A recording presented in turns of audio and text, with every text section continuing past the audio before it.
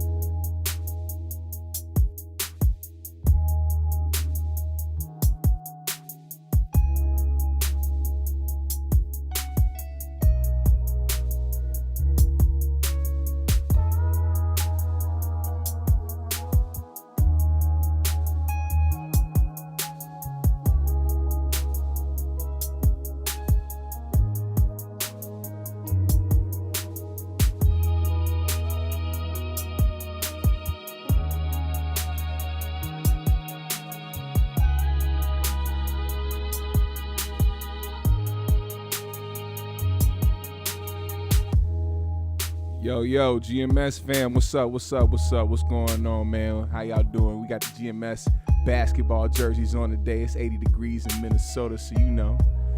Got to keep it fresh, man. What's going on, everybody? Hope y'all doing well, man. GMS fam, the green room, starting off with peace and love and positivity as always.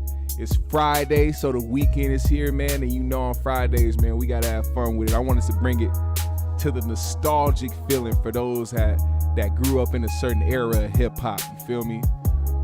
That's what I wanted to do today.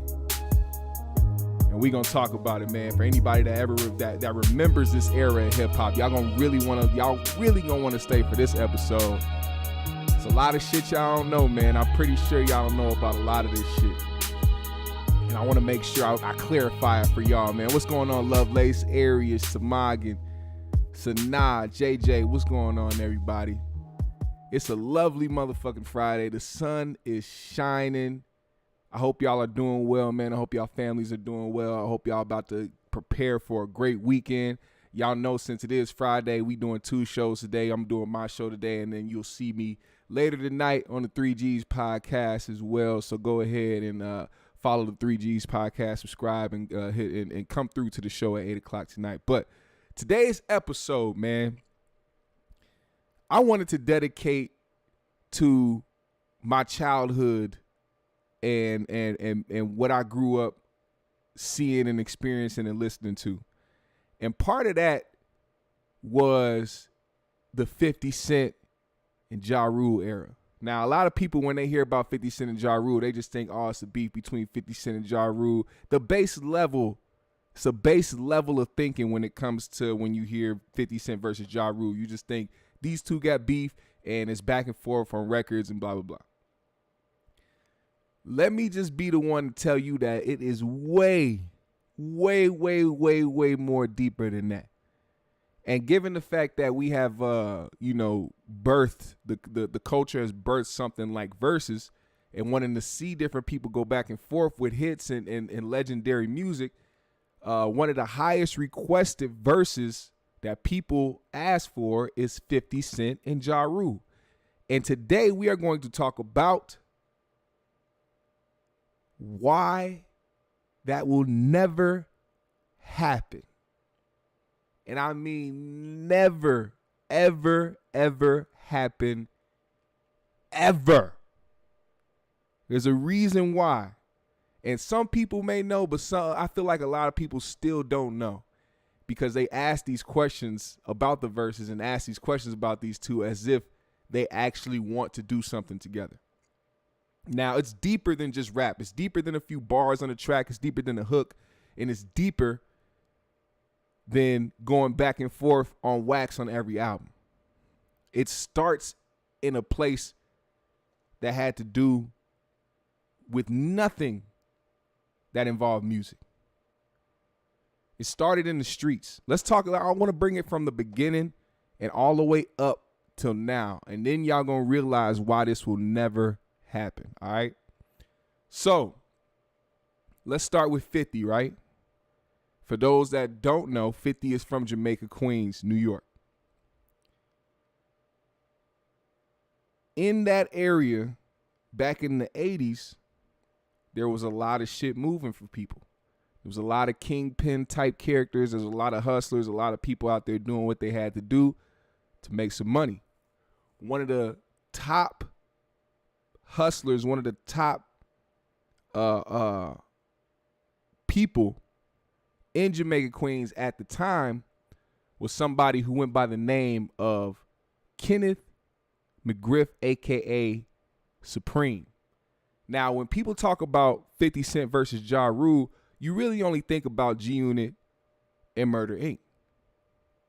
But you rarely hear about Supreme, which is, for most people that don't know, is the real target out of all of it. That was the person that 50 wanted to go at.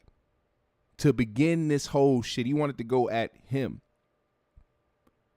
And I'm going to give you how this started, why it happened the way that it happened, and why we are here today where these two individuals still can't find a common ground and let shit go. Now, back in Jamaica, Queens, where 50 lived, Supreme also lived there. Supreme was out there doing his thing. 50, as a teenager, was out there doing his thing as well. 50 was hustling as a teenager. He was pretty much under the umbrella of the Supreme team. See, Supreme had a team of people that he called the Supreme team who was out there helping him hustle and do his things and do what he, his dirty work and shit like that. Supreme also allegedly knew 50's mom at the time, because 50's mom was also somebody who was heavy in the streets. For those who have seen the movie Get Rich or Die Trying, you know that 50's mom was out there hustling as well. And she had a name for herself, and she was kind of running shit herself. Rumor has it is that Supreme is the one that got or is responsible. Either he did or is responsible for 50's mother's death. That is allegedly. That is what the streets have been saying. That's been the whole thing around that. And if you've seen the movie Get Rich or Die Trying, you know that in the movie, the person that 50 was working for, he kind of hinted towards him being the reason why his mother died, which in that movie, the person that played Majestic was based off what people believe to be Supreme. Now, 50 being under him and coming up. Now, that 50 has denied that. So 50 has denied the fact that Supreme had anything to do with his mom dying or anything like that. But in the streets, in the streets of, or in not necessarily streets, but when it comes to hustling or whatever you do, people that have a money mindset, they kind of look past certain things regardless of what it is. Now, I'm not saying 50 looked past his mom dying just so he can continue to make money in the streets with the person that supposedly killed her, but sometimes when it's just hearsay, motherfuckers can't really do shit. But anyway, him being from Jamaica, Queens, and Supreme being from Jamaica, Queens, and 50 wanting to start rapping, he was kind of expecting that the money flow that Supreme had, he would look out for 50 in a way where, okay, I'm tied to this. I'm tied to what you're doing. I'm out here basically hustling for you. I want to start a rap career. And then all of a sudden finds out that Supreme links up with Irv Gotti and Ja Rule and starts funneling them money to start their own music shit.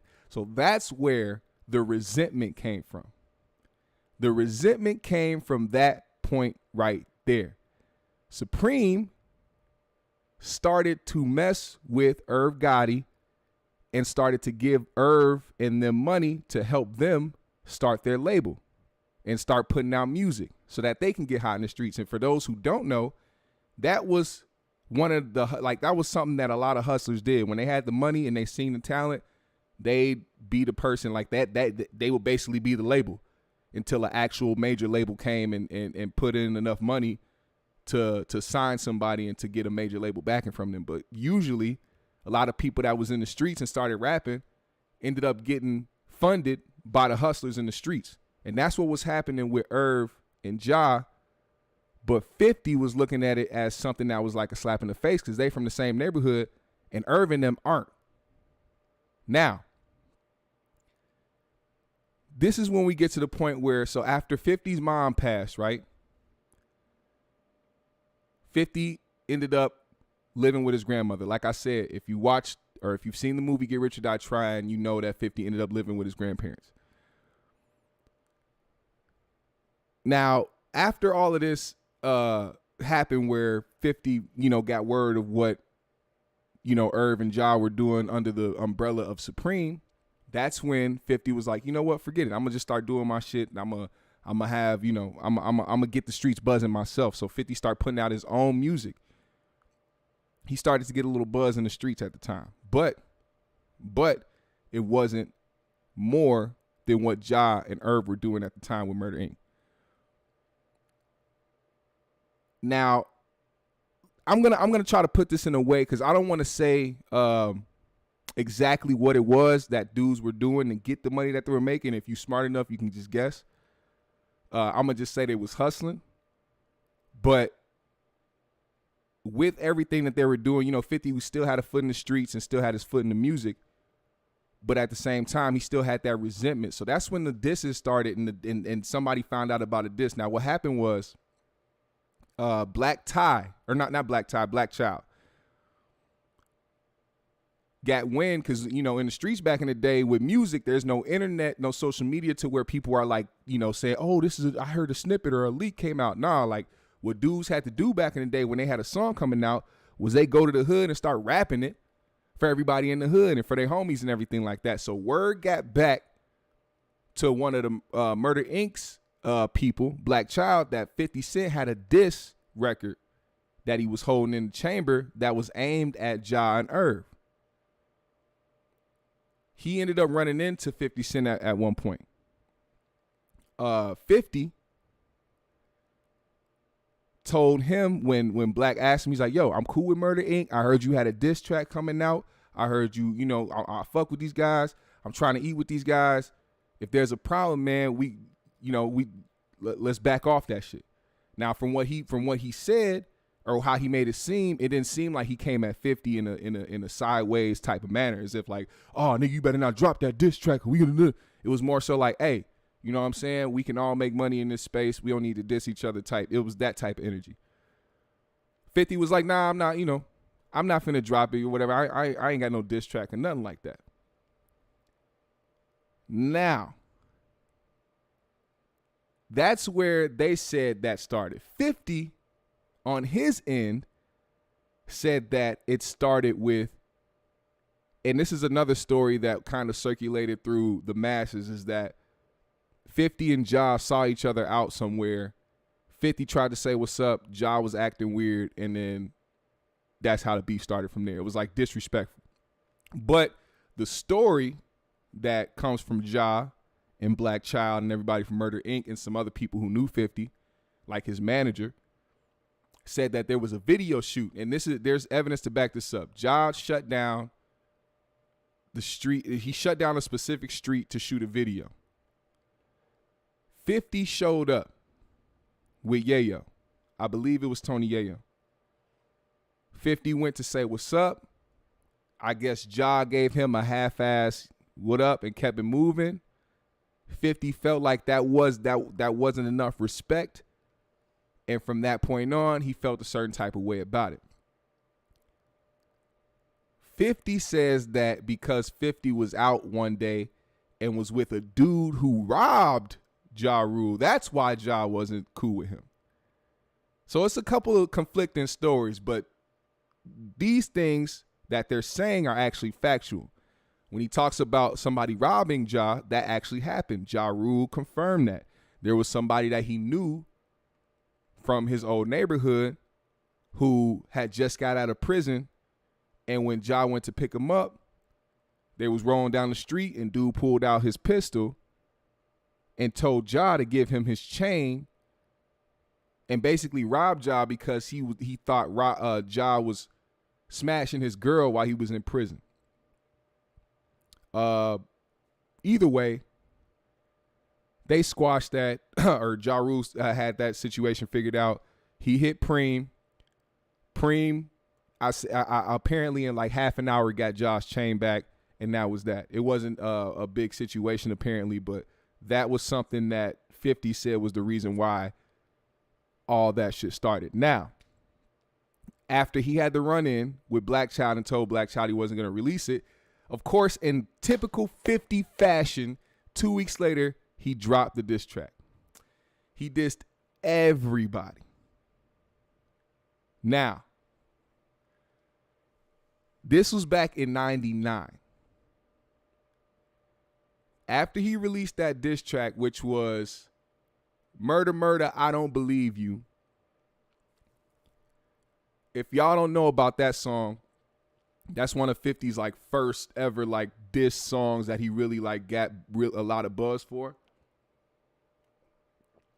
And after, there were two versions of it. So like when his label didn't want him, they didn't want to have that much controversy surrounding 50 like that. They didn't want no street problems from that. So when they heard the song, he was on Columbia. So when they heard that song, they were like, nah, you can't put this song out.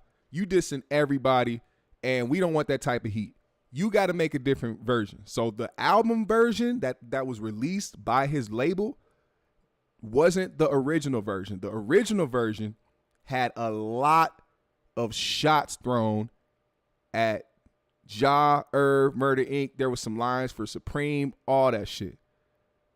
But the label couldn't stop the original version from hitting the streets, so it already did its damage. Ja already heard it, Irv already heard it, Supreme already heard it. At that point, it was already on. So now we get to a point where 50 and Ja both get booked for the same event, okay? And this was in, I believe, Atlanta. Now, what happened was 50's manager at the time set up, they went to a hotel nearby. They saw Ja. 50's manager went and reached out to Ja and said, hey, how can we squash this? Are you willing to talk to 50 so we can get this shit squashed and get this shit over with so ain't no beef? Ja said, cool, let's do that. 50's manager went back to 50 and was like, yo, let's squash the beef. Let's find a way to talk about this. Now, mind you, like I said, the song that 50 made was already out. It was already tension. So back in this time, I guess Ja, when he was performing, had a lot of props and shit with him. So he had a baseball bat at the time when they met up, but it wasn't technically. He said that little bat incident. You right. See, you know about this High Def. High Def say he from Southside. Shout out to you, High Def. He had a bat with him. Now, supposedly that bat was not for 50 Cent. The bat was for his stage presence, what he did when he was on stage. So it just so happened that he had a bat, apparently.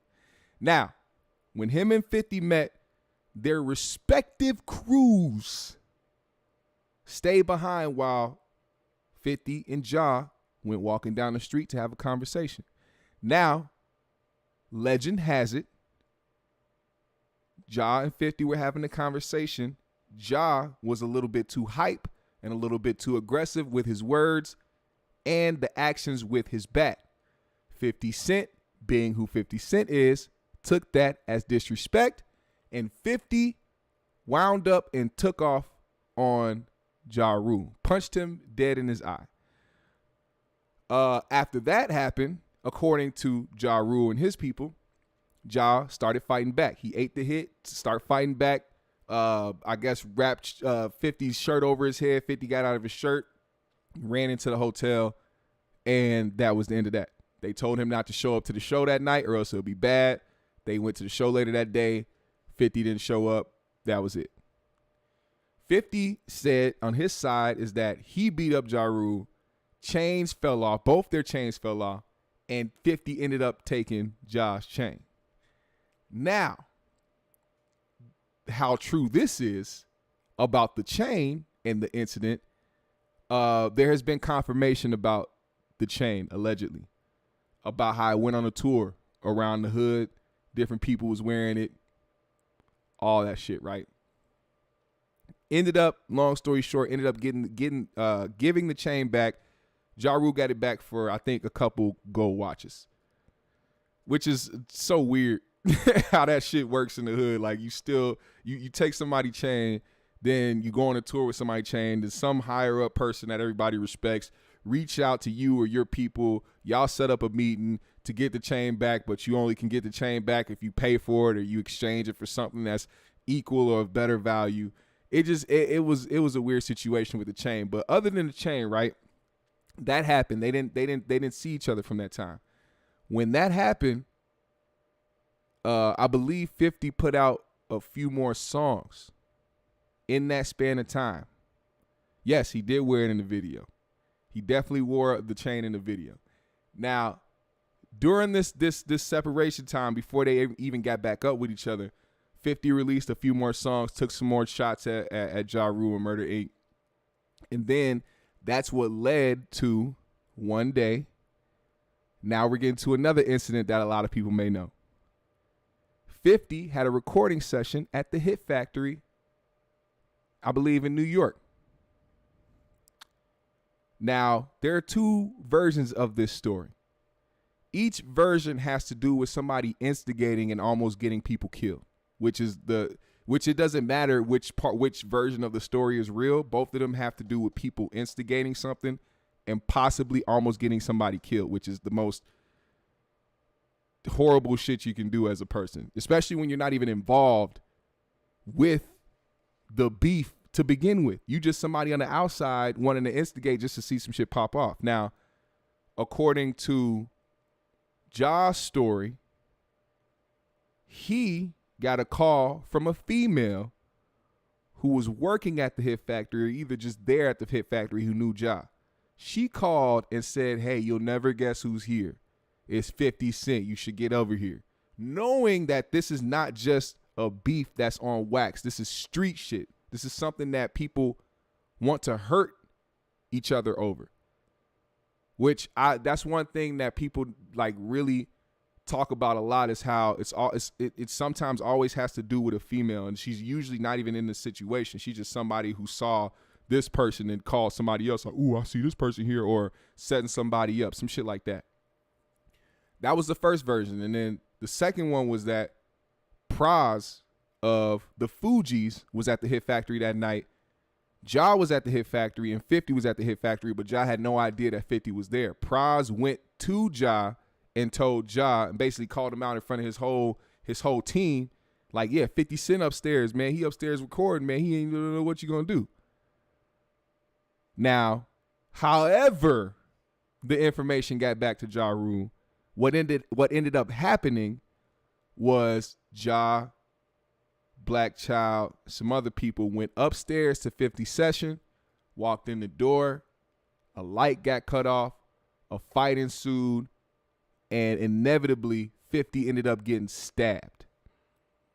This is a very prominent story in this beef because a lot of people heard about 50 Cent getting stabbed that night. This is all before all the other shit happened to 50. 50 got stabbed that night. And some other people actually got stabbed that night. Matter of fact, when it was all said and done, Murder Inc. had to pay, what was it, $50,000 per person who got stabbed. And then that added up to about $250,000. Somewhere around that ballpark. So Black ended up stabbing a few people, to say the least. They paid out $250,000 for everybody who got stabbed. You said Praz instigated. Yes, allegedly. Somebody has a story that was there that night who said Praz came into the studio and told Ja that 50 was there, which was like crazy to me because I wouldn't expect somebody like Praz to be an instigating ass dude, but that's what it seemed like. But that's the story. It's allegedly. We don't know for sure if it was Praz, or we don't know for sure if it was the young female that Ja Rule claimed told him. Regardless, somebody ended up, several people ended up getting stabbed. People could have lost their lives that night, and it was just something that really didn't need to happen. So when all the stories came out of what happened, 50 was just kind of eating it up. Like, yo, I'm prepared. Like 50's story. Matter of fact, let me tell y'all 50's story of how it went down. Y'all heard the other people's recollection, but how 50 said it went down. He said he was looking around, didn't know what was going on. They cut off the lights, threw a couple hits, and left. And then 50 said he was confused and was like, all right. So he left, got into a taxi, went home, and said his grandmother was like, hey, I just heard on the news that you got stabbed at the Hit Factory. And he said he lifted his shirt up and showed his grandmother his little nick and the little blood that was there. And she was like, yeah, just go get that checked out. And he ended up getting 3 stitches. And apparently it didn't faze him. And of course, now let's just say 50 was lying about how bad it was and he was just trying to act tough. Regardless, 50 still kept going. So clearly his care level was minimal at this time. High Def said, I think people misunderstand how much of a street beef this is. A lot of blood was shed in Queens behind this. Yes, and that's exactly why I'm saying this isn't like them when they did Jeezy and Gucci versus battle. This is nothing like that. That was something that had the possibility of the realm of happening because of the fact that these two men are in totally different spaces in life, and that beef is dead. They don't talk about each other like that. The way that 50 and Ja Rule go back and forth and have been going back and forth over the years. That was a possible thing that can happen, and clearly it happened, and it went the way it went, and it was a success. The reason why this, though, 50 Cent versus Ja Rule versus battle will never happen, I'm going to keep going so that y'all understand why. Like, this is enough for it to not happen. Like, if I got stabbed by the people I'm beefing with and all this other that's the end of anything being reconciled. We just got to exist and move and just move how we move. So that's when the restraining order thing happened. Now, a lot of people, when they talk about 50 Cent and they talk about this situation, they try to say that 50 was soft for getting the restraining order, but a lot of people don't understand the laws around restraining orders in certain states. In New York, you do not have to file a restraining order for there to be a restraining order. The court can apply that. The court can issue that. When an incident happens, the court has the power to issue a restraining order for you so that other things can be prevented from happening.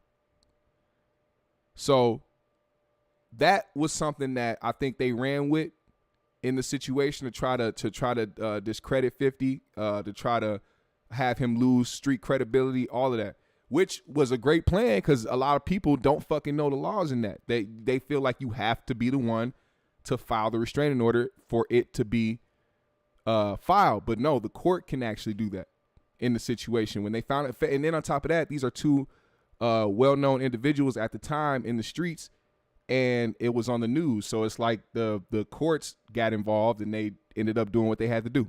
Now,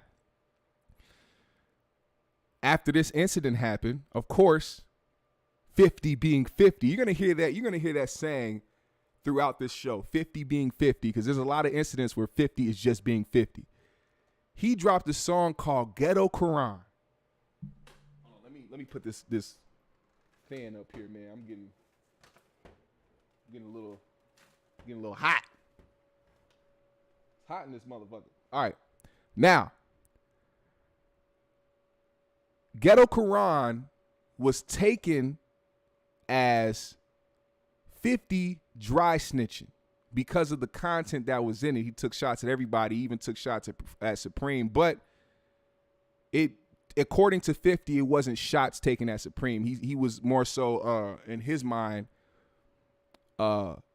paying homage But if you heard the lyrics, I could see how Supreme would feel like 50 was dry snitching and telling too much about street business that he didn't have to on a song, right?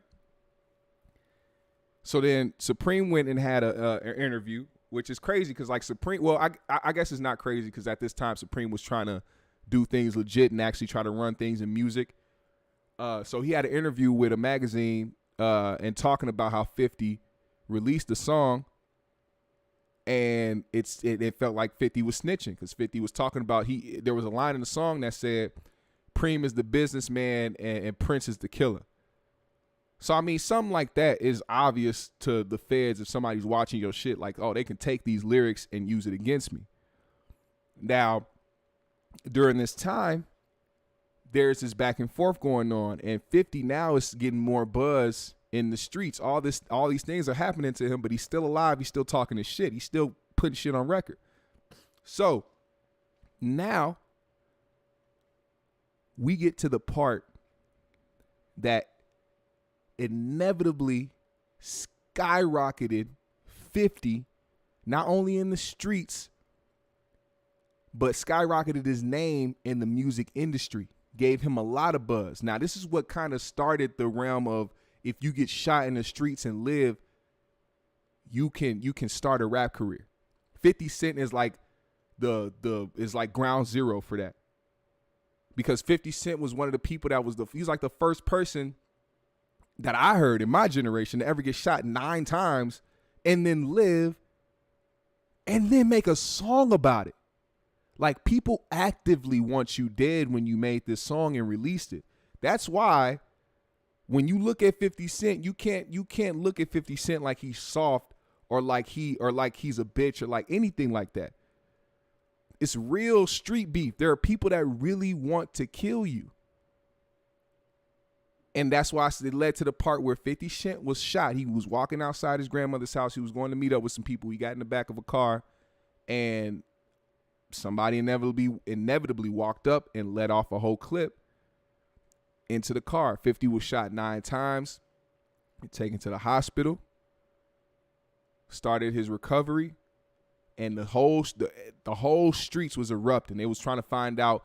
First of all, people thought he was dead.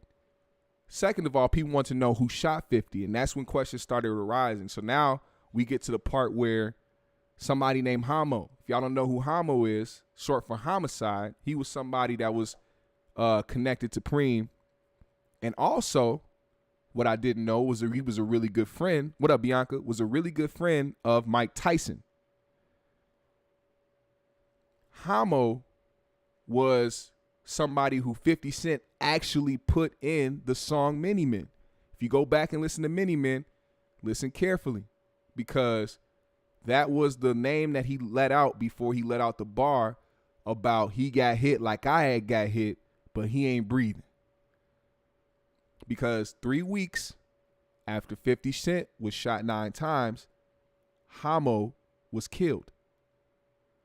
Now, 50 had nothing to do with that. There wasn't retaliation or anything like that. I just feel like Homo was in the streets and something came back to bite him in the ass. Almost like karma. If he was the one to have pulled the trigger on 50. But that is who the streets say shot 50. They also say that Supreme was behind the hit, given the things that 50 was doing. And I think the Ghetto Quran song is what made Supreme go over the edge, allegedly, and put that hit out on 50. Now, when I tell you that he was good friends with Mike Tyson, this is where Mike Tyson plays a part in this whole beef as well. Because after Homo got killed, Mike Tyson allegedly put out a $50,000 hit on anybody, on all BX gang members whoever had something to do with Homo's death.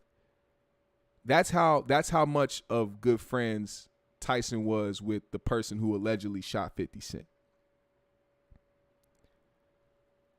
Now, that's crazy in itself. Like, think about Mike Tyson, and this is Mike Tyson in his prime fighting, putting out a $50,000 hit allegedly on people who were involved with his friend's death. It's crazy. I'm telling you, it's way deeper than songs, man.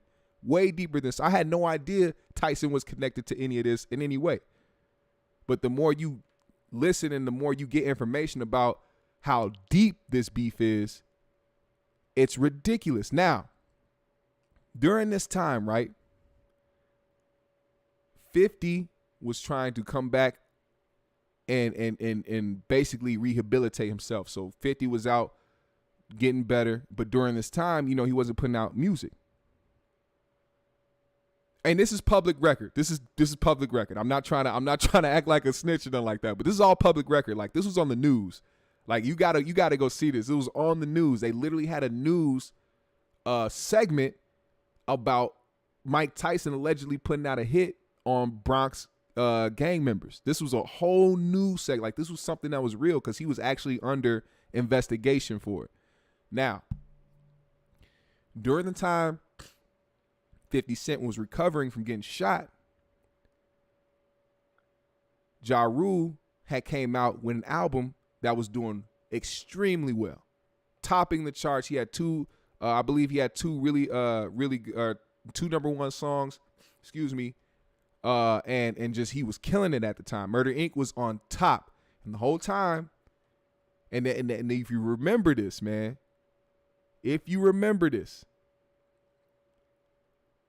in Get Rich or Die Trying, the light-skinned dude who was rapping, I forgot the name, man. Somebody help me out with the name, man. I know y'all remember it. It's literally at the top of my brain, but I forgot. In the movie, 50's competition, who was rapping, was doing good while 50 Cent was out of commission, somewhere in the house trying to rehabilitate, had his mouth wired shut, and this dude was taking off in music. So 50 was like, you know what, fuck that. I'm not going to sit here. I'm not going to let myself die out or become a victim of what's going on. I have to get back to it. So what 50 did was, as he was getting himself better, he was going to the gym and he was recording songs. He had a studio in Long Island somewhere where his friend had. He was just recording, just getting himself ready. During this time,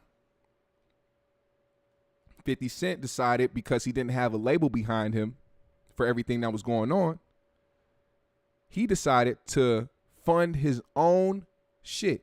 So now he's distributing his own music at this time. So he put out a mixtape that started to get buzz in the streets. Now John and all of them were in just in their bag. They was doing everything they were supposed to do. But 50 Cent did not let up. So the mixtape that he dropped was getting a lot of buzz in the streets. 50's manager ran into Eminem's manager somewhere, and that's how that linked up. So 50 Cent ended up getting signed to Aftermath, and then that's when that shit started to blow up.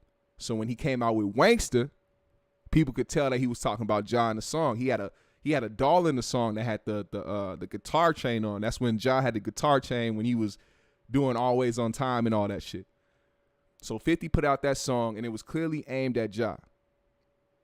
Then, matter of fact, let me just say this real quick, because I skipped over Many Men.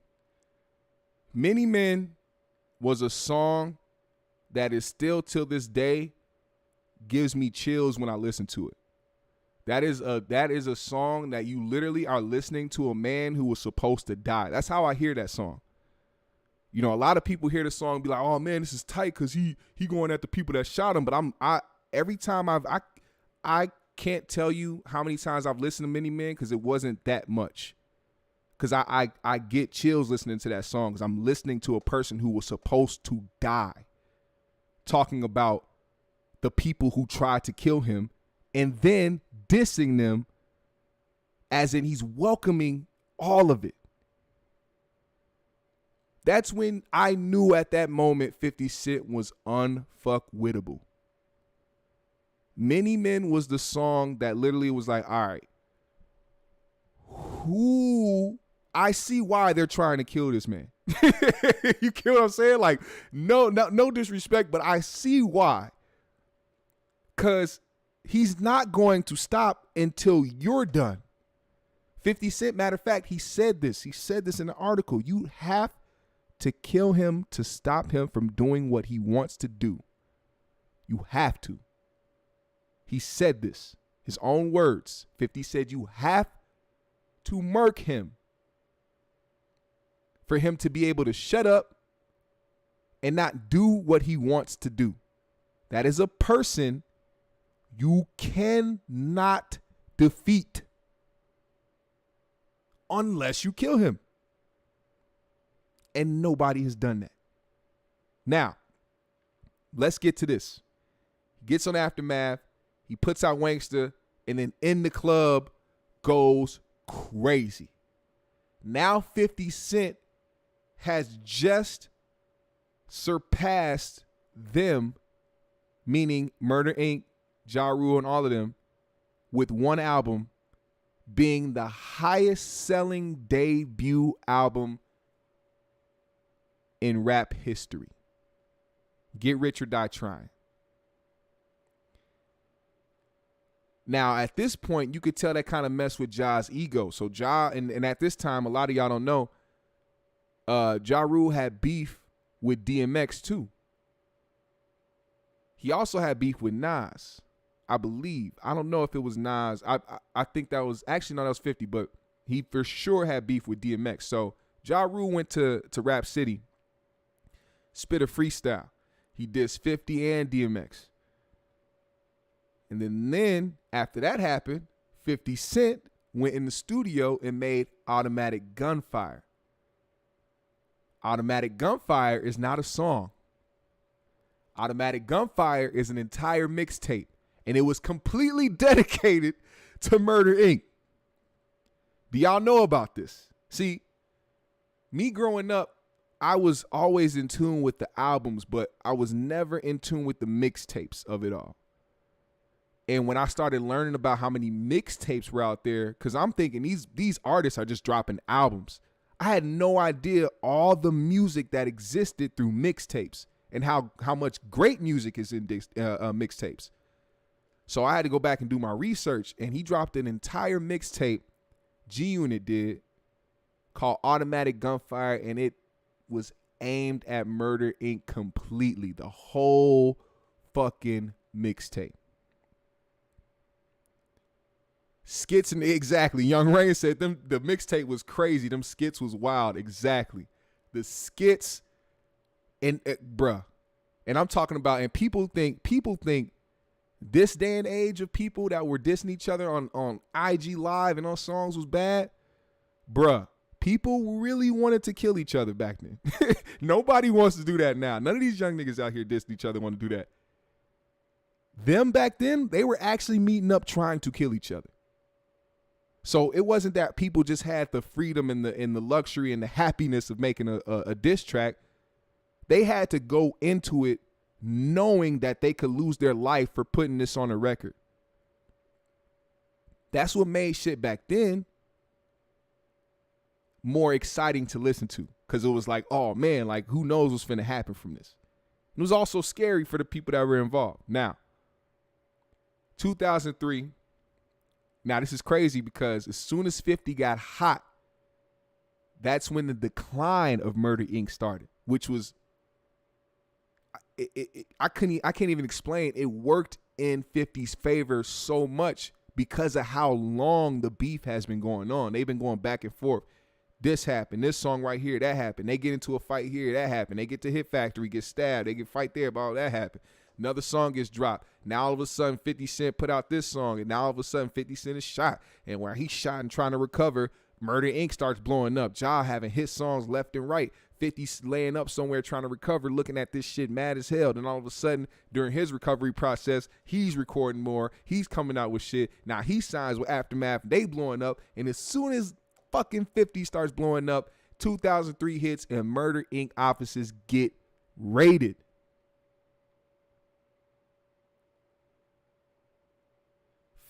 Bruh, I couldn't imagine what was going on in 50's head at this moment.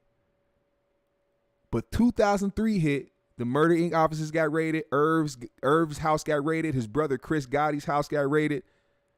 Their lives inevitably changed forever while 50's was simultaneously taking off. So now we get to this part of the story. Because now that they are all getting jammed up and 50 Cent is coming out with incredible music and making his mark on hip hop, not even knowing that he's stapling his legacy in the game, just out here just making quality music, they start the narrative around 50 being a snitch. Get Rich or Die Trying is out, best-selling album. Now, Get Rich or Die Trying didn't come out until after Murder Inc. Offices got raided. This is 2003, which I said this is like I'm like this couldn't have worked out. It couldn't have worked out any better in 50's favor. The people that you beefing with get raided and get their whole business shoved into the dirt while you go on to release an album that is the highest selling rap album of all time, a highest selling debut rap album of all time. Get Rich or Die Trying was an incredible album. All right. Now, 50 called this the nail in the coffin for Murder Inc. It very well might have been. Appreciate you, AP. Yeah, shout out to y'all, man. Hit that like button. Follow me on my socials. Hit me on my Cash App if you feel generous. I appreciate all y'all, man. Now, this is when everybody started to get involved in the beef.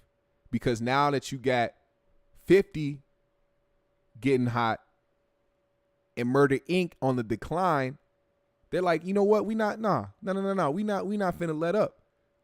So now you got people like Lloyd Banks hopping on tracks, taking shots. You got people on Ja and Murder Inc. Now they're in some legal shit. So now Ja can't even really talk. He can't even really say nothing.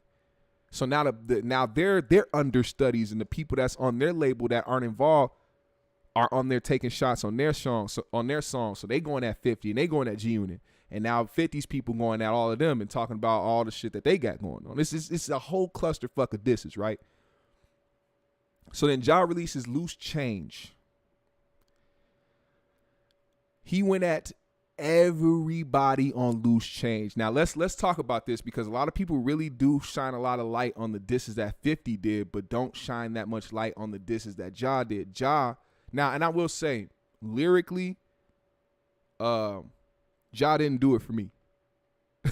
And I'm just being honest. When I was listening to the old stuff that he was doing and the old disses that he came out with, they were like all over the place. You can tell Ja was just genuinely angry. And 50, even though he could possibly be mad about the situation, you could tell that he had fun with it and that it was enjoyable to him. I don't think it was enjoyable to Ja Rule to do these diss tracks because not only was 50 Cent winning, they were losing horribly. Murder Inc. in them. So when you combine all of what was happening, Ja went at everybody, even Eminem's daughter. What was the line that he said? Hold on, I want to get it right. Let me get it right. I need to listen to I need to read the line because the way that Ja did it, I have to give him credit, even though I feel like Kids is a low blow, but I need to read this lyric. I need to read it off to you. Let me see. Where is this shit? He said something wild about Haley. Hold on.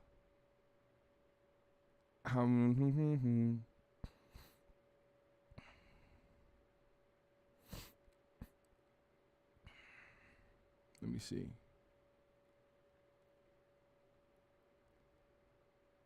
Here we go. He said, in Lil Mo, you just one of them B words that ain't had a hot song in a how long, never. You're better off with a D in your mouth. Just shut up. M, you claim your mother's a crackhead and Kim is a known slew. Well, actually, you know what? I'm going to say this line for document purposes only. Okay, so YouTube, don't ban me. I'm only reading these lyrics. I have to read it because I have to make this rhyme. As a rapper, I'd feel horrible inside if I didn't make this rhyme. He said, M, you claim your mother's a crackhead and Kim is a known slut, so what's Haley gonna be when she grows up?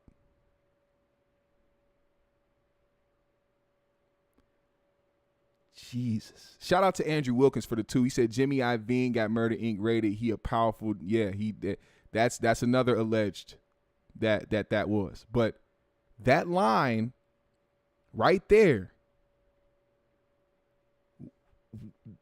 the saying goes women and children are off limits, but like I said, we're in a time where 50 Cent is on pace of having the highest selling debut album of all time, and Murder Inc. offices just got raided and everybody is in the shit legally. So now all that pressure, all that just frustration ended up being on wax. And that's how that song happened. So now you dissed Haley. So inevitably, 50 had to go and do what he had to do. And later that year, Summer Jam happens. And this is when 50 puts Ja Rule and Irv on the Summer Jam screen to explain why they ain't gangster, because at the time, Ja Rule was making songs that sounded more R&B than it did hip hop. He was singing more in his songs. And it was something that 50 could use as ammo. So all this is going on. 50's going back and forth. So at this point, Ja was like, you know what? I'm going through the shitter. I'm going through the ringer. Let's see if we can try to do this, have this sit down, and figure out if this is if we can squash this, right? Ja coordinates a sit down with the Honorable Louis Farrakhan. 50 declined because he felt like it was a publicity stunt. This is why 50 felt like it was a publicity stunt, even though Farrakhan was involved. Ja Rule had just worked on another album. See, Ja Rule couldn't really do anything musically because of how tied up Murder Inc. was at the time. But he had an album that was about to be released in 2004.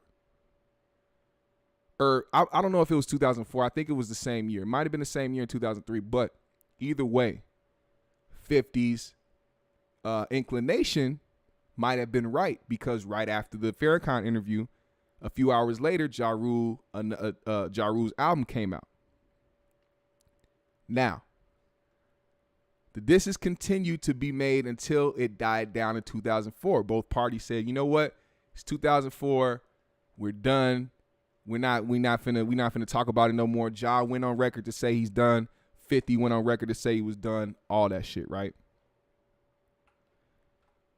Now, 50 being 50, after saying he was done, had a Summer Jam performance that year.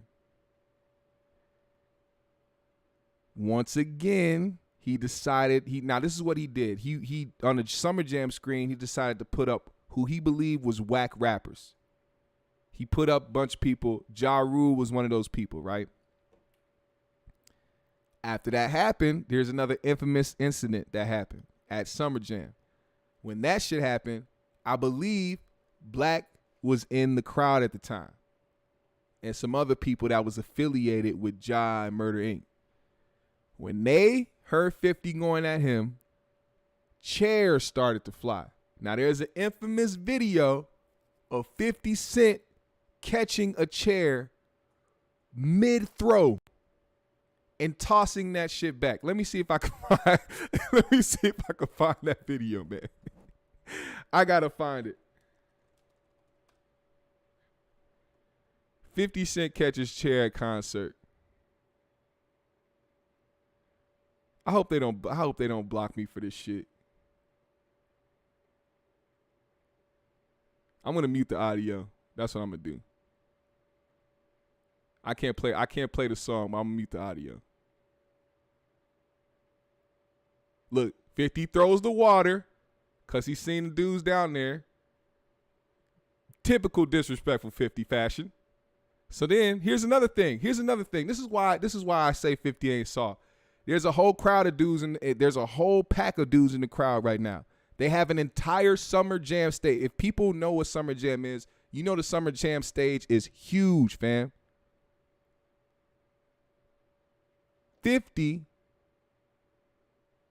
Oh, you say, okay, that wasn't black. That was 50. Oh, homie. Okay, got it. I thought, yeah, Bang Smurf. Okay, thank you, High Def. See, shout out to High Def, Southside's own. He definitely gonna have to help out some of this shit. But it was Bang Smurf. That's who it was. Bang Smurf was in the crowd. Now they have a whole stage to work with. When 50 realized he had some enemies on the left side, he stayed on the left side. And when that happened, chairs were thrown. Let's see what happened there. Buck went over there. Everybody was over there. They didn't give a shit. Rapping directly at him. Here come the chairs. Boom, caught it. Push him out. Look, see, now let me tell you something. 50 is one of those people that smiles when he's mad. 50 likes to smile when he's mad. And when you ever see somebody or you know somebody who smiles when they're mad, those are the psycho people you have to watch out for. 50 did not hesitate to move people out the way and try to throw that. Anybody else in that situation, if they got a chair thrown at them, would have left the stage. I'm just saying. Boom, caught it, went back, threw it back.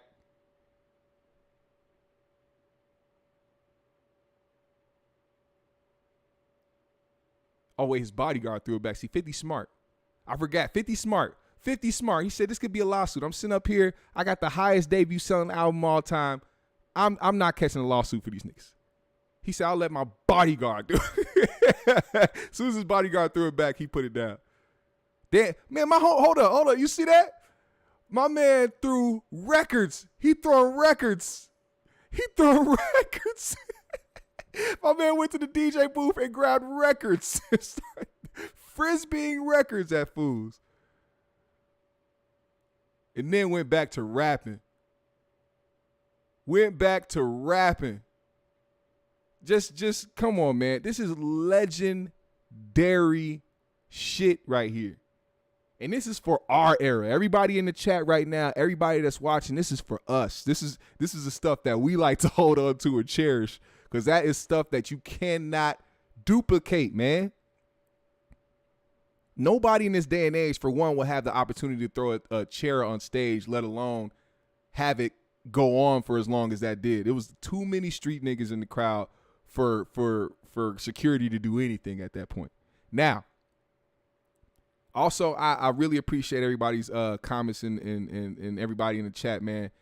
I appreciate y'all so much. Thank y'all for doing this, man. Once again, hit the like button, hit the subscribe, follow me on my socials, hit the Cash App, hit the super chats, whatever you want to do, man. Support GMS. Thank you. Let's keep going.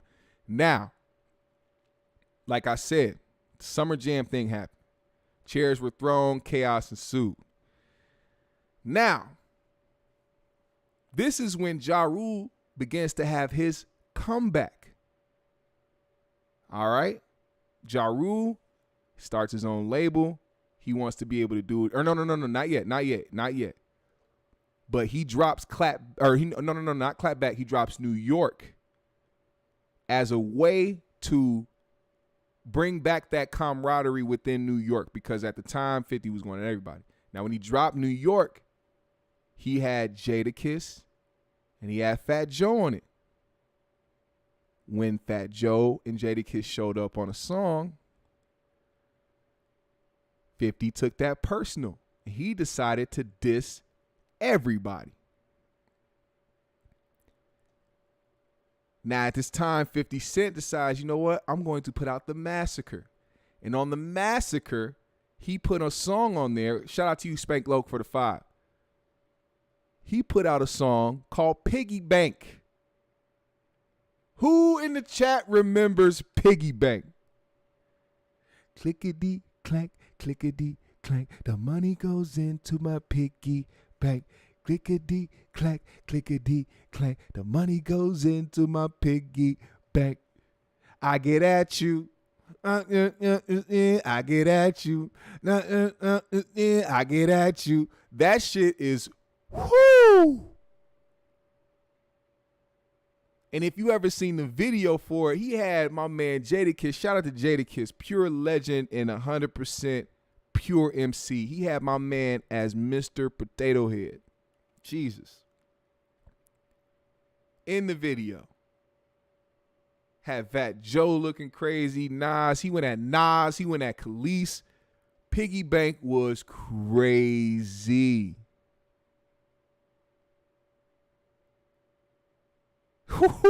Now I'm reading some of the lyrics from that shit. I'm like, yeah, that shit was hard. That shit was hard. You can't get around that. Piggy Bank was hard, fam. Now, Piggy Bank gets released. He goes at everybody. Now, allegedly, this is when I tell you that, this was back when this is around the time people start bringing back up Supreme having something to do with like 50's mom's death and all this shit. But during this time, Supreme ended up getting indicted and sentenced to life without parole. Now, when I tell you that people now, shout out to my man Fu, because I needed to be more well-versed on this beef because I knew it was deeper than rap, but I didn't know how deep it went. And I also didn't know that when we talk about 50 Cent versus Ja Rule, that we aren't just supposed to be talking about 50 Cent and Ja Rule and Murder, Inc. Kenneth McGriff, a.k.a. Supreme, was the number one guy that 50 wanted to go at. After Preem got locked up, 50 took more shots at Supreme. He said, fuck Supreme at that point. He didn't give a damn. So he started going in. When that happened, this is when Ja Rule decided to create his own label. Irv decided to step away from music. Irv quit. Irv was like, after all the shit that happened with Murder, Inc., Irv said, you know what? I'm done with music. So y'all gotta figure it out for yourself. Ja started his own label and tried to put out a few songs, and they did not do well at all, which made him turn his album into a mixtape because of how poorly the music was doing. Then, after putting out songs that did not go well at all for him, he ended up getting locked up for 2 years. And then that's when they wanted to try to, form the Inc. And they had to do it without the murder and whatever. It was not the same. It wasn't going to be the same. It was already downhill. Now, Ja got locked up. 50 continued on with his success, clearly. He continued to move on with what he was doing. When Ja got out of prison or got out of jail for doing those 2 years, a lot of people don't know about this, but him and 50 had a run-in at an airport. Ja saw 50. How Ja says the story. I'm going to tell you how Ja says and how 50 reclaims the story. Ja says he was on the airplane. He was on the airplane. He saw a big figure come by, looked like a security guard, and then right after the security guard, he said, oh, shit, it's him. Said he saw 50. 50 looked at him, said, what up? He looked at him, said, what up? And he just kept moving. Sat in first class, and they just ended up taking off and whatever. Nothing happened from that. 50's recollection of it is he saw Ja, And during the whole flight, Ja kept getting up and moving around like he was uncomfortable or something like that. I don't know. Either way, it was just some petty shit. So now we get into the point now where what I mean by why this will never happen. Because this beef doesn't just start in the 2000s when 50 Cent came out with Mini Men or whatever the case may be. This shit started in the streets and spilled over into music. A lot of blood was shed. People lost their lives. There was people that from literally from either getting killed or losing their lives in the penitentiary. There were people. This is way deeper than lyrics. We all know what has been happening in recent days as far as Ja Rule's career and 50's career. 50 continuously lets it be known that he destroyed Murder Inc.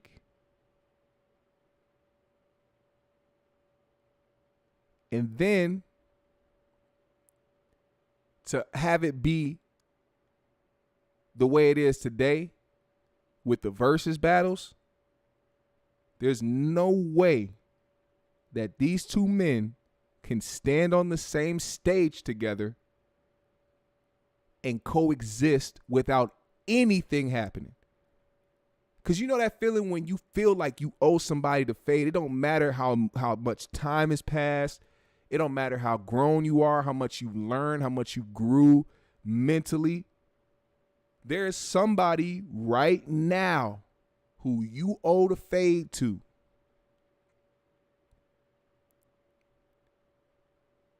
And that will never escape that because of how you feel about them.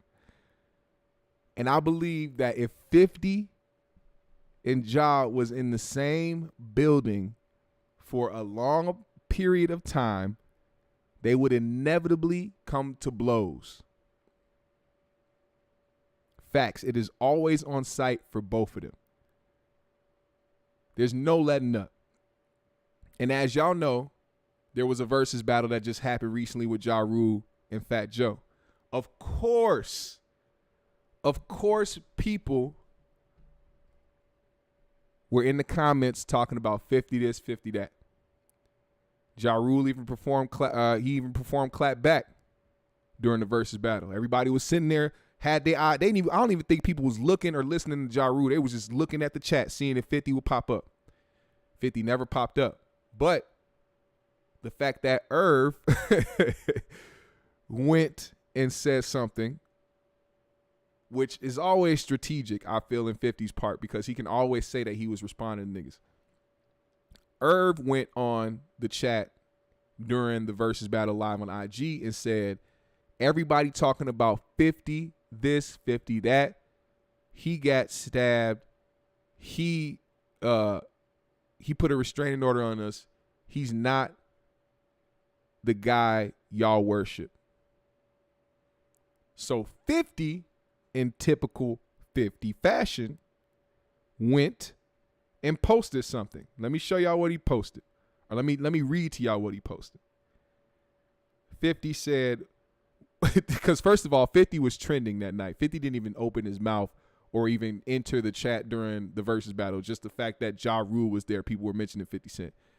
So 50 Cent's name was trending that night. 50 said, first he posted, WTF am I trending for? I said I ain't doing whatever that shit is they doing, green light gang. And then he said, I put they whole label out of business. F with me if you want to. I would stay out of my way if I wasn't me. LOL.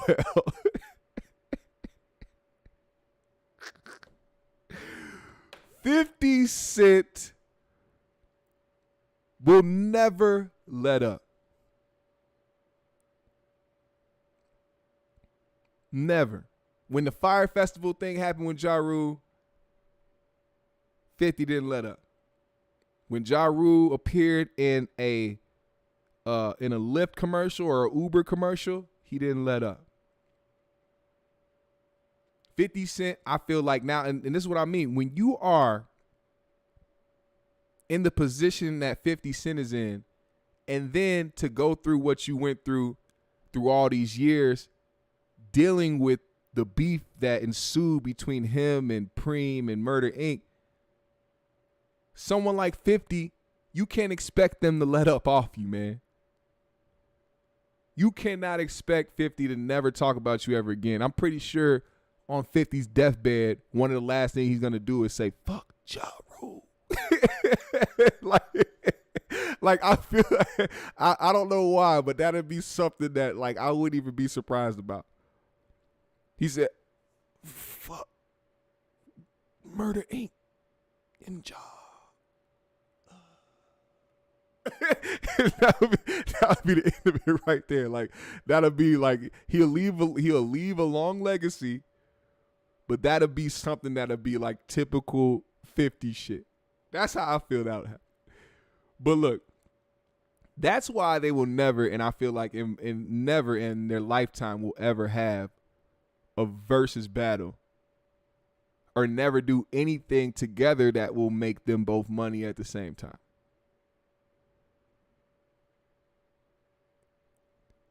I don't know. Say my gin. You said gin is gin, right? Yeah, cool.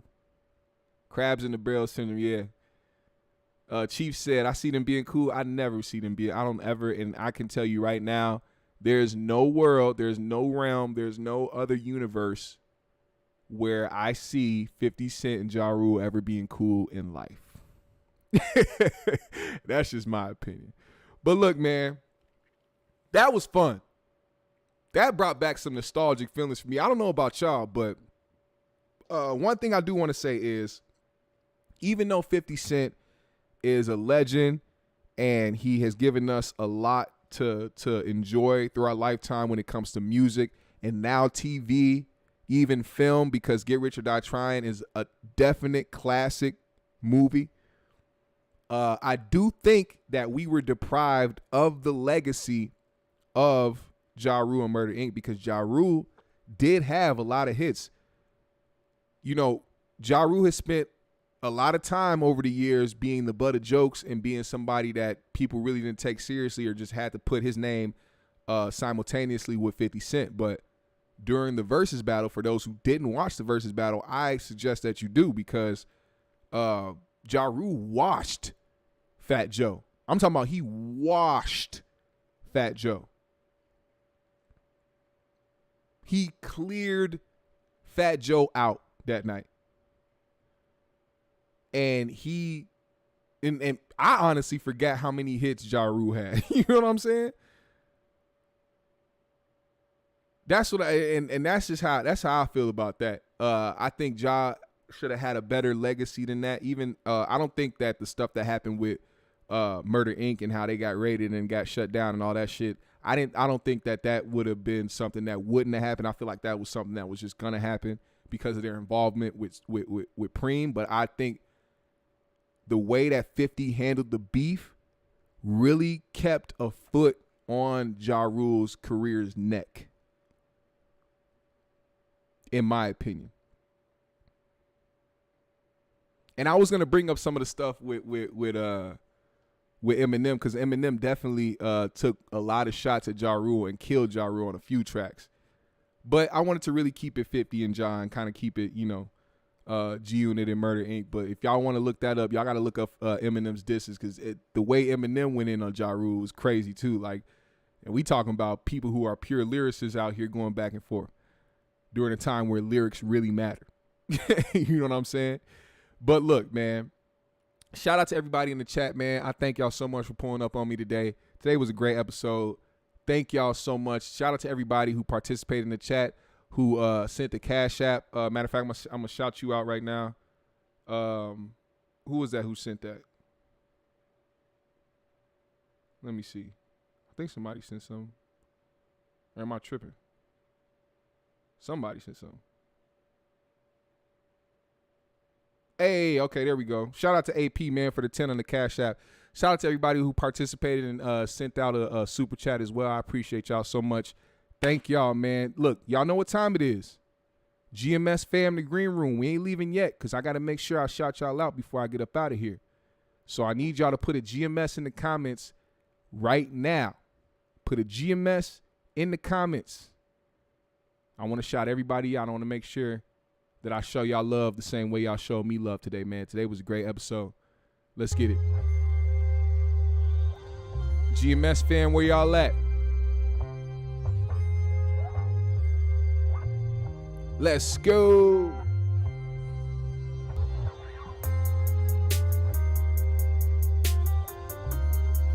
Put them GMSs in the comments, man. If you didn't participate in the chat today, here's your time. Here's your chance. Put a GMS in the comments. I'm going to shout all y'all out. Let's go.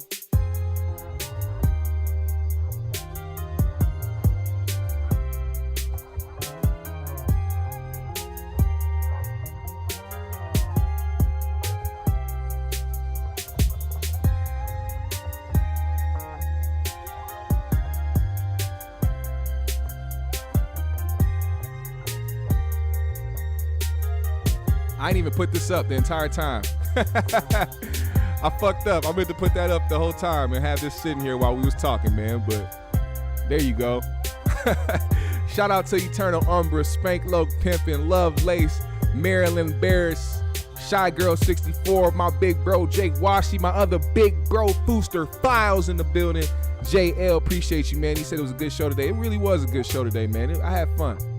Ralph S., Reality Watch, Visionary Guild, High Def from the South Side in the building, Binky Bianca, Love Lace, oh man, I appreciate you so much, Trauma, Young Rain, Anthony Hopkins,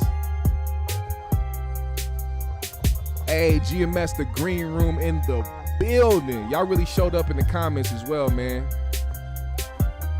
I appreciate y'all so much. Hit that like button if you haven't hit the like, hit the subscribe if you haven't. Follow me on my socials. I follow everybody back. GMS, the fam. Y'all already know we keep it family over here. I support y'all when y'all support me. Shout out to Samajin, my G, YNG legend in the building. Appreciate y'all, man. Once again, like I said, come through to the 3Gs tonight, man. 8 o'clock, 3Gs podcast. Come fuck with us, man. It's gonna be another great show. Appreciate y'all, man. I'm finna go ahead and enjoy part of my Friday. Kick loose, enjoy the weather, man. Y'all do the same. Peace and love, positivity to everyone. Much love. GMS fam, the Green Room. We out.